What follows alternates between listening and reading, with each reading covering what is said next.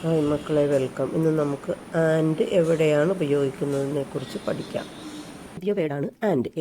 AND and. Small ലെറ്ററിൽ എഴുതിയാൽ AND and. ഒന്നിൽ കൂടുതൽ സാധനങ്ങൾ അല്ലെങ്കിൽ പ്രവർത്തനങ്ങൾ കാണിക്കാനായിട്ട് ആൻഡ് ഉപയോഗിക്കും. ഇപ്പോൾ ഫേബ ആൻഡ് അഞ്ചു, ഫേബയും അഞ്ചുവും എന്നാണ് എൻ്റെ അർത്ഥം.